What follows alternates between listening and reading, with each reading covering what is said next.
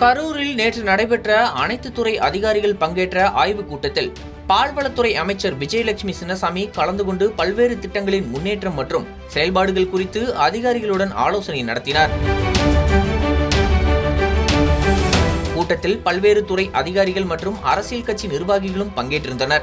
அப்போது கூட்ட அரங்கில் இருந்த தமிழக வெற்றி கழகம் சார்ந்த இளைஞர் ஒருவர் அமைச்சர் உரையாற்றிய காட்சிகள் மற்றும் கூட்டத்தில் நடைபெற்ற நிகழ்வுகளை தனது செல்போனில் வீடியோவாக பதிவு செய்து அதை ரீல்ஸ் வடிவில் உருவாக்கும் வகையில் படம் பிடித்ததாக கூறப்படுகிறது. இதனால் அங்கு சிறிது நேரம் பரபரப்பான சூழல் நிலவியது. அதிகாரப்பூர்வ ஆய்வுக் கூட்டங்கள் பொதுவாக நிர்வாக மற்றும் வளர்ச்சி பணிகள் தொடர்பான விவாதங்களுக்காக நடத்தப்படுவதால் கூட்டத்தின் நடுவே சமூக வலைதளங்களுக்கான குறும்பட வீடியோக்கள் பதிவு செய்யப்பட்ட சம்பவம் பலரது கவனத்தையும் ஈர்த்தது.